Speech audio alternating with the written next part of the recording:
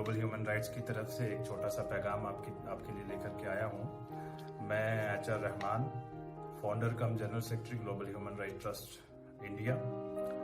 आज मैं आपको हमारे जितने भी एम्स एंड ऑब्जेक्टिव्स हैं उसके बारे में बताऊंगा और उसके बाद बताऊंगा कि किस तरह से ऑर्गेनाइजेशन का आप हिस्सा बन सकते हैं और क्या क्या प्रोसेस हैं इसके अंदर ज्वाइनिंग के। सबसे पहले जो हमारे मेन जो ऑब्जेक्टिव्स हैं उस पर बात करूंगा मैं। पहला जो हमारा ऑब्जेक्टिव्स है वो है ड्रग्स को लेकर के। जितना भी आज आप देख रहे हैं कि पूरे हिंदुस्तान के अंदर जो है वो ड्रग्स बहुत तेजी से जो है वो यूथ के अंदर खास करके एक वायरस की तरफ फैल रहा है। हम लोग कोरोना वायरस से काफी ज्यादा डर रहे हैं। तरह तरह के वायरसेस हमारे सामने आते हैं, हम उनसे डर रहे हैं, लेकिन ये एक ऐसा वायरस है कि अगर ये सोसाइटी के अंदर एक बार जगह ले गया तो मुझे लगता नहीं है कि हमारा नौजवान जो है वो आने वाले फ्यूचर्स के अंदर वो सेफ है। और आने वाले फ्यूचर के अंदर अगर हमारा नौजवान सेफ नहीं है तो हमारा देश जो है वो बैकफुट पे आ जाएगा और तरक्की व तमद्दन के तहत उस सब चीज़ों के तहत जो हमारा देश जो है वो पीछे आ जाएगा। तो मैं आज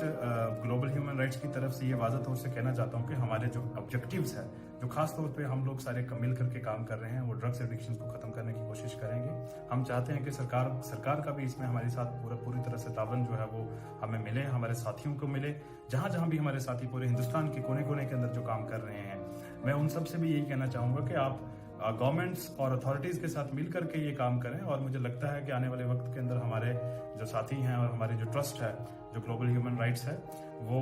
इसे खत्म करने की पूरी कोशिश करेगी और इंशाल्लाह आने वाले वक्त के अंदर हम इसे खत्म करके रहेंगे। दूसरा, आप देख रहे हैं कि पूरे हिंदुस्तान के अंदर इस टाइम डोमेस्टिक वायलेंस को लेकर के बहुत केसेस सामने आ रहे हैं। अभी पिछले दिनों ही हाल ही के अंदर आपने 4-5 दिन पहले ही एक केस देखा होगा आयशा का। मुझे बहुत दुख हुआ उस बात से कि आयशा जो है वो एक डोगरी की वजह से, दहेज प्रथा की वजह से जो है वो एक सुसाइड कर जाती है एक दरिया के अंदर छलांग मार के। तो मुझे काफी अफसोस हुआ, पूरे हिंदुस्तान को अफसोस हुआ कि एक हिंदुस्तान की बेटी जो है वो एक ऐसी बीमारी और एक ऐसी डिजीज जिसको आज तक जो हिंदुस्तान पिछले 2-3 दिहाइयों से जो है वो लड़ रहा है, लेकिन आज तक हम देश प्रथा है इसको खत्म नहीं कर पाए हैं। तो हमारी एक बहुत अच्छी कोशिश है, हमारे साथियों की कोशिश है कि हम डोमेस्टिक वायलेंस पे काम कर सकें और उसे खत्म करने की कोशिश करें।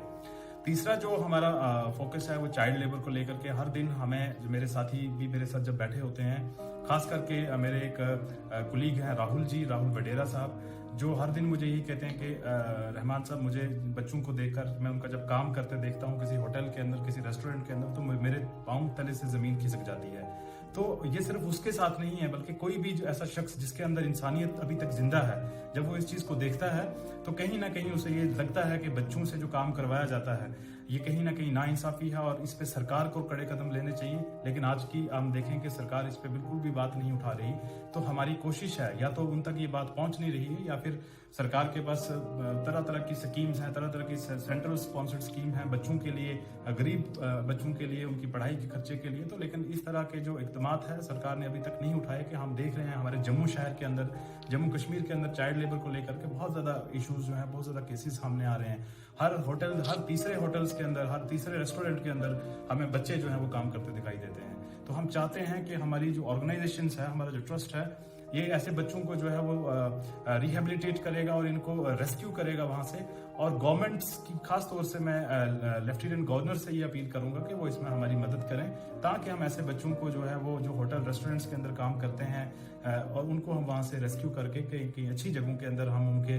तालीम व तरबियत के बारे में सोचें, उनकी पढ़ाई के बारे में सोचें, उनके फ्यूचर के बारे में सोचें। अगर हम उनके फ्यूचर के बारे में सोचेंगे तो हमारा हिंदुस्तान का फ्यूचर जो है वो खुद ब खुद जो है वो बन के सामने आएगा। क्योंकि हमारे पास कई ऐसी मिसाल हैं, डॉक्टर APJ अब्दुल कलाम, जवाहरलाल नेहरू, महात्मा गांधी जैसे हमारे पास कई शख्सियात जो हैं वो एक गरीब फैमिली से और गरीब तबके से जो आए हुए बड़ी बड़ी शख्सियात हैं, जिन्होंने पूरे हिंदुस्तान नहीं बल्कि पूरे वर्ल्ड के अंदर, पूरे ममालिक के अंदर उनका जो है वो नाम जो है वो आज भी लिया जाता है। तो मैं चाहता हूँ कि ऐसे हमारे जो बच्चे हैं वो तालीम व तरबियत की तरफ आएँ और गवर्नमेंट का इसमें पूरी तरह से ताउन चाहते हैं हम, और हमारी जो ऑर्गेनाइजेशन है वो पूरी तरह से गवर्नमेंट का जो है वो साथ देने के लिए तैयार है। आप हमें बताएं कि जितनी भी स्कीम्स गवर्नमेंट ने अब तक जो है वो सेंट्रल स्पॉन्सर्ड स्कीम जो लॉन्च की हैं, अभी तक वो ग्राउंड लेवल पे, ग्रास रूट लेवल पे अभी तक भी वो पूरी तरह से जो है वो सामने नहीं आई हैं। तो मैं चाहता हूं कि हमारी ऑर्गेनाइजेशन पूरी तरह से, हमारे लोग जो है वो दिन रात जो है वो कड़ी मेहनत कर रहे हैं ऐसे लोगों को आइडेंटिफाई करने के लिए। तीसरा जो हमारा सबसे बड़ा जो मुद्दा है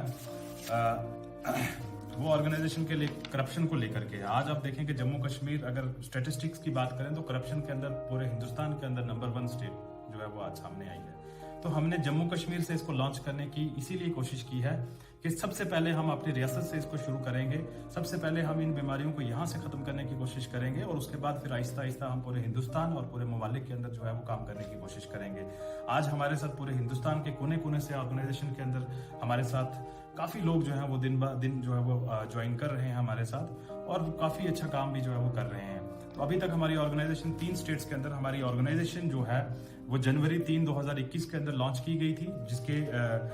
गुलचैन सिंह चाड़क साहब जो ऑनरेबल फॉर्मर मिनिस्टर भी रहे हैं, उनके शुभ हाथों से हमारी ऑर्गेनाइजेशन का जो है वो लॉन्चिंग सेरेमनी हुई थी। और इसका फाउंडर मैं खुद HR रहमान और हमारे साथ कई अच्छे अच्छे लोग जो हैं वो इस टाइम डॉक्टर मुलक राज भमागी साहब, जिनको हमने चेयरमैन बनाया था लेकिन कुछ कारण की वजह से वो ऑर्गेनाइजेशन के साथ हमारे साथ खड़े हैं लेकिन ऑर्गेनाइजेशन का आज हिस्सा नहीं है।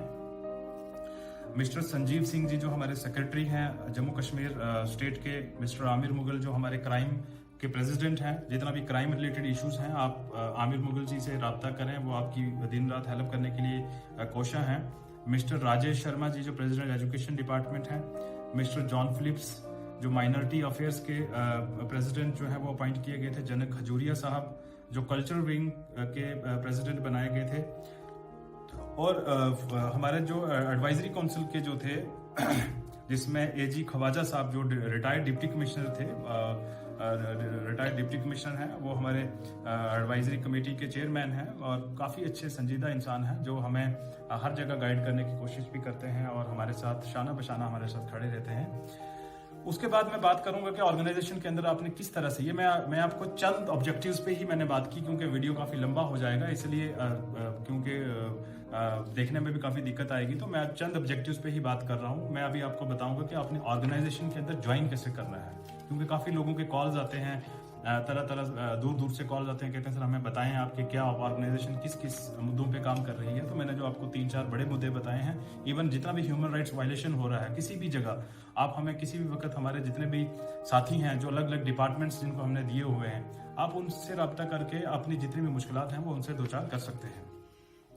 तो हमारी ऑर्गेनाइजेशन के अंदर ज्वाइन करने के लिए हमने एक मिनिमल फी रखी हुई है, रजिस्ट्रेशन फी, जिसमें आपको हम लोग जैसे आप देख सकते हैं कि मेरे गले के अंदर इस टाइम ये जो स्ट्रिप्स जो लगा हुआ है, और ये ऑर्गेनाइजेशन का कार्ड जो है वो मेरा कार्ड जो ऑर्गेनाइजेशन का है,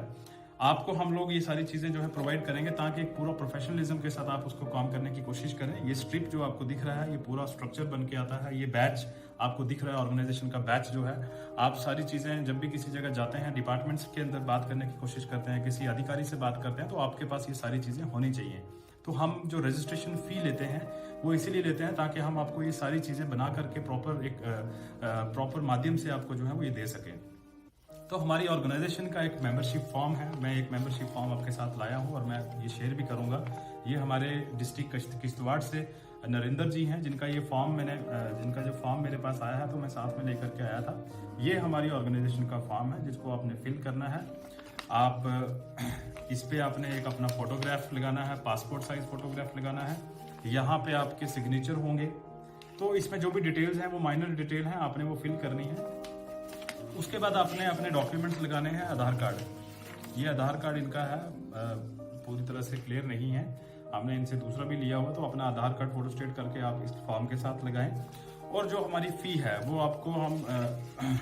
इसमें मैं आपको बता भी देता हूं कि जो हमारी फ़ी है वो मेंबरशिप अगर आपको लेनी है तो 500 फ़ी है सिर्फ, जिसमें आपको ID कार्ड, जिसमें आपको स्ट्रिप, जिसमें बैच आपको मिलेगा, अपॉइंटमेंट लेटर आपको मिलेगा,